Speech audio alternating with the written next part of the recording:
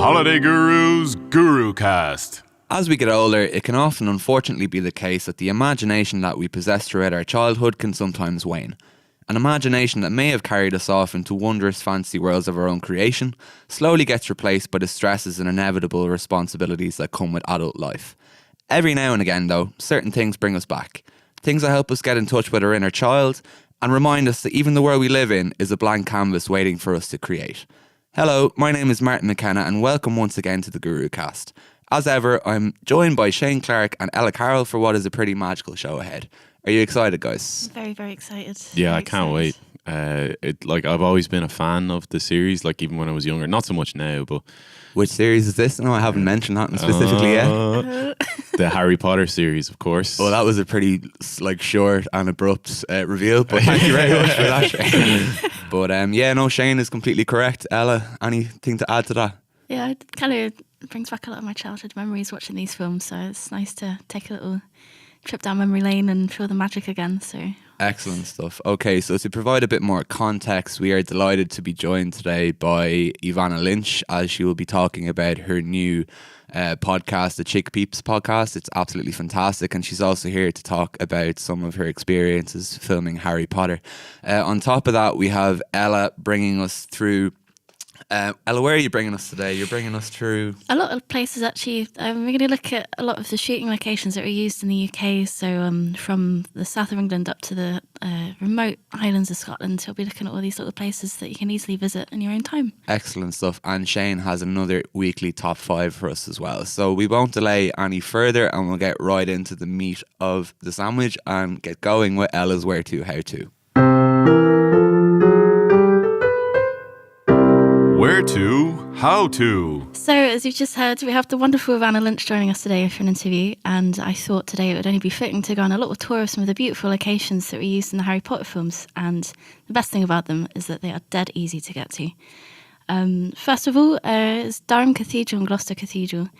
Both of these cathedrals stood in for a lot of interior shots in Hogwarts, so if you want to feel like you're walking down the corridors to your next potions class, these are the places to go. Gloucester Cathedral is probably one of my favourites actually in particular. You'll definitely recognise them from, I think, the Chamber of Secrets in particular, the first 2 films. They stood into sort of like the corridors when they're walking to potions class. And also the most famous scene probably was when the Chamber of Secrets was opened and they found the message on the wall. This is actually the corridor that they used for it. And you'll definitely recognise them from the really intricate architecture. The ceilings are all vaulted. There's like stained glass windows from the 14th century, so it's just dripping with history. And also the cloisters in Durham were also used, and I think they were the quadrangle where Harry released Hedwig and she was allowed to fly off, and it's all super snowy and super Christmassy.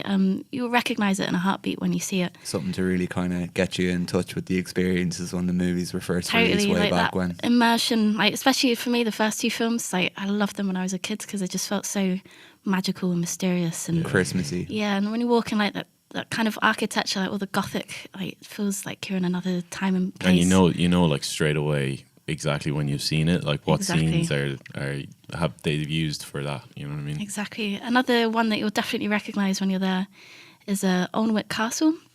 Again, it was used a lot in the first 2 films, but it was especially sort of for the outside scenes. Like these are really small scenes, but they just really convey sort of like how you would imagine Hogwarts when you're reading the books, how it would look like and how it would feel. Especially the outer belly of the castle was where Madam Hooch taught the first years how to fly in broomsticks, and when Harry learnt the rules of Quidditch from Oliver Wood. So that really sort of pristine lawn, and you can see like the old castle buildings behind. You feel like you're in your own little, like I think even they have sort of broomstick lessons there, I think, when you can go on a tour in the castle and you can pretend to play a bit of Quidditch if you want. So I've even seen like universities in America have their own like Quidditch teams and stuff like that. Actually, so it is a pretty competitive landscape. Talking about Quidditch, like I used to study at Glasgow, and obviously like the main building of Glasgow does look like Hogwarts. Like it's got all the spires and everything and the quadrangles. And Glasgow has its own Quidditch team, so they're trying to get fundraising so that they can actually start like a proper Quidditch league in the UK and go up against like other universities in England. So it's quite a big thing now. Obviously in London, lots and lots of places are used. Like I could rattle them off really quickly for you, but it's like Australia House was used as Gringotts Bank. Unfortunately, the building isn't open to the public, but you can have a look inside and you can imagine like the dragon perched on top. King's Cross, St Pancras is obviously a really famous one. You can actually have a photo taken inside the station where when you go inside the main bit of the station, you'll find there's like a Harry Potter gift shop. And they've even sort of bolted like half of a luggage trolley into the wall. So you can pretend that you're actually going to platform 9 3/4. So, I mean, the queues are quite long, but it's like the perfect photo op if you are like a proper Potterhead. And You mean to tell me platform 9 3/4 doesn't exist? No, it definitely does exist, Shane. It definitely I'll does. keep believing. The fantasy will live on. And from London to Scotland now, from the other side of the country, this is the place that were used sort of for the landscape surrounding Hogwarts. And obviously, what better place to go than the Scottish Highlands, like the most pristine, the most beautiful countryside you'll ever find. One of the most iconic places is the Glenfinnan Viaduct. And you know what I'm talking about. It's that massive sort of railway bridge that sort of curves its way around the valley and where the Hogwarts Express goes across. Especially like in the second film, I think, when they have the flying car and they're trying to like get it alongside the train, and it's all like disaster for them. But it's a beautiful, beautiful place, and you'll notice it in a heartbeat when you see it. And the Hogwarts Express actually kind of does exist. It's called the Jacobite Railway. It's a beautiful little steam train that in real life takes you from Fort William, and it takes you all the way up to the north. So unfortunately, it won't take you to Hogwarts in real life, but it does take you to a very beautiful little village called Mallaig, which is like right in the north. And from there, you can get the ferry to Shetland or Orkney or wherever. And it's meant to be one of the most amazing train journeys you can do in your life. And I think you don't even have to like Harry Potter to do it. You know, it's just like if you want to book yourself like this really, you know, you'll have posh dinners on board, like really old school sort of carriages where you have like the proper compartments and everything. So you feel like, I don't know. It's, I mean, it's as well, pretty it's magical like in it's through itself. Scotland, and Scotland is absolutely gorgeous. Yeah, it's one of my favourite places in the world, I do have to admit. And another one of my favourite places in Scotland is Glencoe, and it was used a lot, especially in the third film. You know where Hagrid's hut is, and that really steep valley. What's quite remarkable is that actually they built a lot of sets there, but you won't find them anymore. Like they've managed to dismantle them without sort of harming the environment at all. Like you wouldn't find a single trace, but you'll definitely recognise sort of the layout of the land anyway. Especially that scene where when they look down towards the pumpkin patch and like where the Buckbeak's being kept, and I think Hermione sort of wallops Malfoy in the face. You'll recognise the whole backdrop of it immediately when you're there. So there's not so much CGI used in that part of the Not movie. at all, not at all. That's just how beautiful it is. Nice one. So Ella, thank you so much for the run through of the best Harry Potter filming locations. If you're not inspired to go and see these for yourself, then I would say that you should check again and make the most of the information that's just been provided for you there. Thank you so much, Ella, for this week's instalment. And without any further delay, we're going to get right into the interview with Evanna Lynch. This week we have the pleasure of being joined by a woman with extraordinary talent. Evanna Lynch first came to prominence portraying the role of Luna Lovegood to much critical acclaim. In the aftermath of being a part of one of the biggest cultural phenomena of our time, she has maintained a career as an extremely successful actress, along with exploring interests that are clearly extremely close to her heart. Maybe Shane can tell us a little more. As time goes on, people are starting to become more and more aware of their impact on the planet. Recently, Evanna has used her platform to highlight several issues around not only like veganism, but also ethical consumption and issues about ethical traveling as well. We are delighted to say that we have her speaking in relation to some of these fascinating topics today. Okay, so Evanna Lynch, it's amazing having you here. Thank you so much for joining us. How are you? I'm good, thanks. It's a very sunny day in London and it's put me in a good mood. It's actually quite sunny where we are as well. We kind of don't really know what to do with ourselves. We're all a bit disorientated. It's weird, isn't it? Like as an Irish person, you just feel really guilty for being inside. Yeah, you feel really guilty for a lot of things, but we still quite haven't figured out why yet. But so I'm just going to start off by, I'm sure you've probably answered this question a million times, but our own listeners would be, they'd be sickened if we didn't ask this. You first announced yourself on the world stage by portraying the role of Luna Lovegood in the Harry Potter series. Can you just maybe put that whole experience being a young Irish person, thrown into this world, and just how was that experience for you, and how did you cope with the responsibility of bringing such a beloved character to life? Yeah, I mean, it was a cliche, but it was a total dream come true for me because I was such a huge Harry Potter fan. And I also weirdly always just kind of assumed or knew I would be an actress. I didn't really entertain the notion of doing anything else. And I really felt such a kinship with Luna when I read her, and I was so like determined that this was the way into it. And it was just amazing. Like, the cast were amazing. Everyone was so kind to me. I definitely felt really out of my depth for the first few years. I felt really like anxious and nervous, and I thought I was going to get fired any day. And I would say like the first few years were tough. Like, they weren't that. It's almost like I didn't let myself enjoy it that much because I just felt I wasn't talented enough, or I didn't deserve to be there. And I had been such a huge fan of all the other actors that it kind of crippled me. I just felt I wasn't one of them for a long time. So it was such a mixed bag of emotion because I was so happy to be part of it. It was so much fun every day. Like, it didn't ever feel like work. It was always such a joy. But at the same time, I had anxiety, and I was just a pretty shy teenager and didn't really know how to interact with people. So yeah, it took a while to get used to it, but I'd say by the last two films, I felt really at home and I loved it. And as I say, it just never felt like a job. And that was the thing. The easiest part of it was the acting, was just being in the story, because I knew that so well. I knew the character so well. I didn't feel like I wasn't enough to play the character because I had such clear ideas of her. But the other aspect of it, like the fame aspect, and going from being an awkward, shy teenager to being pretty famous, it was really weird. It was very jarring. Even to go back to school was jarring because people would talk to me and I had never had that experience, So, it was challenging. Yeah. And as part of this experience, I'm sure you're given the chance to kind of see the world at a very young age, like an opportunity that not very many people would get. How has this kind of like experience shaped your kind of worldview? It's been really positive in that I used to think like people in films, people in those big jobs, or like people who you see at the top of their game, I kind of thought they were special. I thought they were like, they had something really different that I didn't have. And I think working there and seeing people be vulnerable, be at their low moments, struggle with things, it wasn't all taken for granted that they knew what they were doing, because they didn't some days. And I mean, I think I've seen Daniel Radcliffe talk about like his struggles on the film set, where he turned to alcohol for a bit. And I remember that time, him just being very moody. And it was just like, as I say, you would see the vulnerabilities of people who are in the spotlight and people who are built up to have all their shit together and know exactly what they were doing. And it really empowered me to be like, oh, these are just really talented, nice people who put in hard work. That's really the difference. They put in hard work and they don't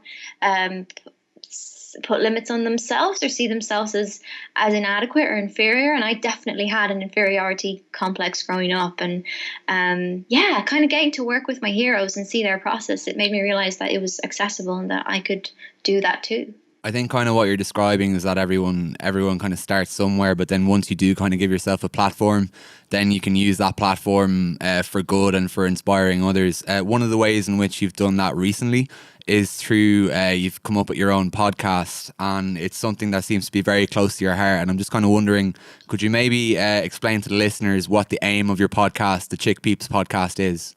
For sure, yes. I love my podcast.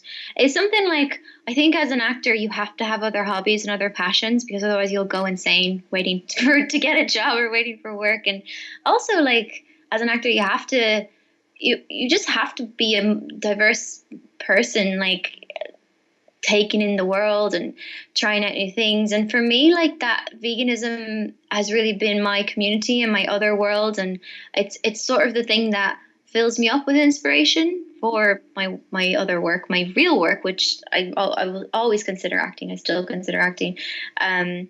So yeah, I became a vegan like about 5 years ago, and it's just something I so strongly believe in. I love the philosophy and I love the people, and I found that I made so many friends and found so many people who I was inspired by, and it was all very positive for me. And even like my health got better, my eating habits got better, all those things. It just really enhanced my life. And I feel like veganism and vegans especially have a really bad reputation. Like people see them as judgmental or just kind of holier than thou, and it's so not the way. Like I think that the vegans who you hear about who give that reputation are always the loudest and the most annoying and the most vociferous, and it's like most people in the vegan community are just like normal and friendly, and veganism isn't the most interesting thing about them, the same way that for people who eat meat, their food choices is not the most interesting thing about them. It's literally how they survive. And so I wanted to create a podcast, and I love podcasts, I've always been into them. I wanted to create a podcast that would just like change that view, like, and make it not seem so overwhelming. Because when I went vegan, I felt like I need to learn everything at once, and some vegans will convince you have to be perfect, you have to do everything right. And I just wanted a podcast where we could like talk about it one issue at a time and make it accessible and make it fun and show other people that, like veganisms are not crazy. I'm sorry, vegans are not crazy, and they're not they're just nice, normal people. And especially like a lot of the vegan podcasts are sort of, they're older people, or they're vegan podcasts for vegans. And I know there are so many people who like forget the vegan label. It's all just about compassion. And there's so many people who love animals and who care for them and who are upset by the abuses, but the label doesn't seem to fit them. And I wanted a podcast that's like not intimidating to them and teaches them how they can make changes to help make their life cruelty free. Yeah, that's amazing. And how has the reaction to the podcast been so far? And have you faced any challenges in creating the podcast, or? Oh my God, literally every week. I'm not good with technology at all. And there've been very stressful moments where we have like a super important guest on, and the laptops and the microphones aren't working. So that's fun every single week. Amen. But I mean, yeah, it's been received really well. We've got like quite a small audience so far, but they're very loyal, and they always chip in and give their opinions, and that's so much what I wanted. Like I wanted there to be discussions, because there's things that vegans argue about. Like even this week we were doing an episode on eggs, and so many people were curious about like, what about if you have chickens and you keep them and they're your pets and they're happily raised, but do you want to eat their eggs? And like vegans all have very different opinions on this. So it's not about here's how you be the perfect vegan. It's more like here's the truth, here's what we know, and then you decide how you want to do it. So I really love that community and that discussion and hearing back from other people. And it is a big challenge, and it is a big commitment, and I don't know how long I'll be able to keep up this level of commitment with the podcast. But what's been great about it is having the other co-hosts. I've got 3 other co-hosts, and they all have sort of different areas of expertise and different things they're focused on within the movement, and they kind of help me. They propel it forward, really. So yeah. All about teamwork. That's brilliant. That's brilliant to hear. Just one question. A lot of people would find traveling as a vegan like quite difficult. I know myself as like I'm a vegetarian, and I find it quite difficult even like going to a new city or something like that. You're always kind of wondering. And given the kind of globe-trotting career you kind of chosen for yourself, how do you manage to maintain like a vegan diet on the go? That is definitely the most challenging aspect of veganism, I think. Well, first of all, there's this app I use. I love Happy Cow. It's amazing. It finds like the closest vegan restaurants, closest vegetarian, and the closest places with vegan options or both. So every time I go to a new city, I check that out and find places that I want to go. You often will ask on social media. There will always be people with recommendations.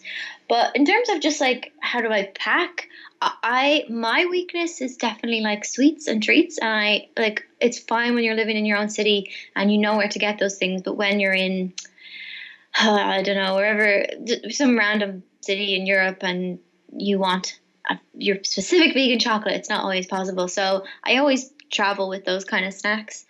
And then on airports, like you always, I think airplanes are the worst. They don't ever have a spare vegan option, and they kind of like, they almost seem to enjoy punishing you for being difficult or just being different.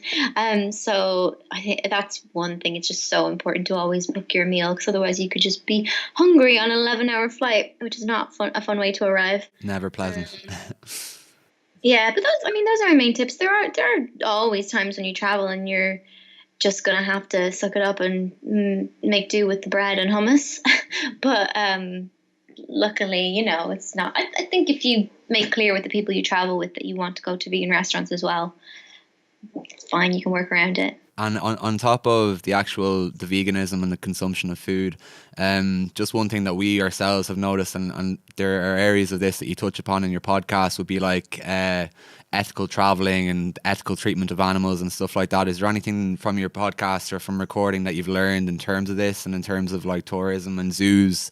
I see you had an episode on zoos with Freedom for Animals. I'm just kind of wondering, is there any interesting things that you've learned from your own recording? Oh my God, yeah. Every week I learn things. I learned a lot about bees. We did an episode on honey. I learned that bumblebees don't make honey. That is a misconception that we definitely probably had ourselves as well. How do bees make honey? Well, no, bumblebees don't make honey. Bumblebees. But bees do. And bumblebees are different. Bumblebees go off by themselves. They're not part of the hive. They're the loners of the bee world, whereas the bees that make honey are the drones, and the drones are always female. The worker bees, the men, they stay inside and like fertilize the queen's eggs, I think. But apparently it's only the women bees that go out and do the work. Very interesting. There's loads of bee facts I know that are really cool now. And what else did I learn? Oh, it's more just like hearing other people's opinions. That the zoo episode, that one, like for me, I'm always confused about that, because there are some zoos that are better than others, and they do save animals and all that. But I don't know. It's good hearing all the reasoning, and just hearing how they do it, like how they talk to people about veganism. Because what's her name? Like Ingrid Newkirk from PETA, we had her on. And she's very much about like going and confronting people. When you see somebody wearing a fur jacket, you go up and talk to them and tell them where their jacket was from. Whereas there's a lady I like called Victoria Moran, who talks about attractivism.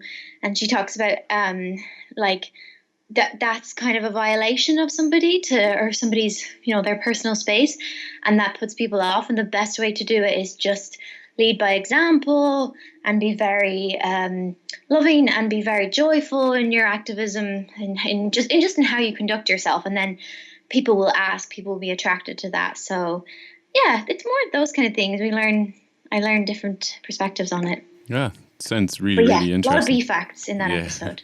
Awesome. So can you give our listeners maybe like an idea for the future of not only the podcast, but like your career in general and stuff like that? Yeah. As I said, for me, acting is my main love, and it'll always be that. That'll be always my priority. But I'm picky about my characters and my projects. I don't want to do something I don't feel a lot of love for, because you have to commit to it for several months and you have to put that character's needs above your own and all that. So I'm selective about my projects. But I definitely want to do more theatre. I'd like to do some TV. Just like to do dramas. I like to do independent films. And I want to write eventually, but I probably wouldn't write movies. I more like write just fiction. Can I ask is there any particular bucket destination that you would probably have that where you could say, okay, if I had like a month or 2 months off, I would go there? Bali. I Bali. really want to go to Bali. Nice. It seems to be a great place for spirituality and stuff like that. Exactly. Everyone goes there for retreats. Yeah. I'm actually going to India next week, so I'm excited about that because I've never really explored the East. My parents always brought us to, well, we would always holiday in Ireland for some reason. Me too. We would also, and just Europe, but I think they don't like long haul flights. So now that I'm grown up and have my own income, I'm like, oh, I can go to these places. They're not off limits. Yeah, you may as well enjoy it while you can. Evanna, that was absolutely fantastic. We won't take up any more of your time. Thank you so much for joining us today, and we wish you all the best for the future. Thank you. Thanks so much. Thanks for having me on, Martin. Yeah, thank you.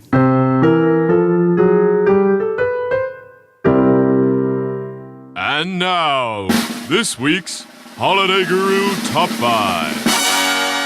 Okay, so this week I thought I'd take it in a different kind of way, and I would take you to the 5 hottest places in the world. I've been a bit inspired by the nice weather we've been having lately, so I thought I'd hit you with some of the hottest places in the entire world. So, first of all, number 5, Dasht-e-Lut, Iran. This desert plateau has the hottest ground temperature on the planet. Satellite measurements between 2003 and 2009 found a maximum temperature of 70 degrees Celsius. Needless to say, the region is uninhabited, but that's pretty damn hot. Make sure you have your flip-flops. Number 4, we've got Wadi Halfa in Sudan. During the year, there's virtually no rainfall at all. A sweltering city located on the shores of Lake Nubia in Sudan. June is the hottest month with the average temperature of highs of 41 degrees. The hottest temperature ever recorded was in 1967, and that was 53 degrees. Crazy. So next one, we've got Dalal, Ethiopia. This hydrothermal field with salt formations, acidic hot springs, and gas geysers had an average daily temperature of 41 degrees recorded from 1960 to 1966.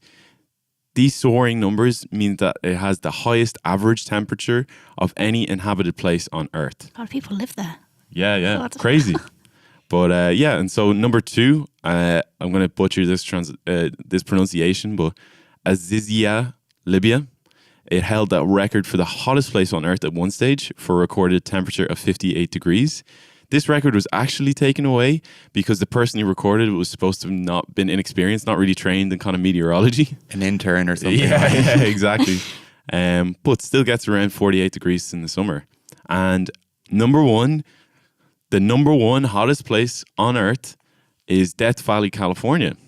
Currently holds the record for the hottest recorded air temperature. In 1913, the highest temperature was 56.7 degrees Celsius. Average temperature today in the summer gets to around 47 degrees, which is just insane. Like your shoes will probably start melting to the pavement. You know what I mean? Like the eyebrows melting off your face as well. Yeah. Eyebrows could be liquidized. And this goes out to all those people that might be feeling a little bit uncomfortable with the hot weather. Yeah, I'd start struggling at like the mid-20s to start feeling a bit anxious. Yeah. And even if you're going to bring ice cream, make sure that you bring plenty of ice for your cooler box as well. So that is a pretty fantastic run through of the spiciest and hottest destinations across the world. It'll probably be a while before I get to them myself, just because I am very uncomfortable in those particular types of settings, and I think most Irish and UK people would probably agree with that. That's pretty much it for this week. First and foremost, I'd like to thank our sound engineer Sebastian Weber for forever making sure that we don't make a fool of ourselves. Ella and Shane, thank you as always for the information that you've given. No worries. No problem, Martin. It was great being here with you. Excellent. That makes me feel so secure. We shall be back next week with another installment of the Gurucast. So have a nice weekend. Get out and try something new for the next couple of days. And we'll be back with you again next week for the next installment. Thank you and goodbye. See you. Thank you. Bye.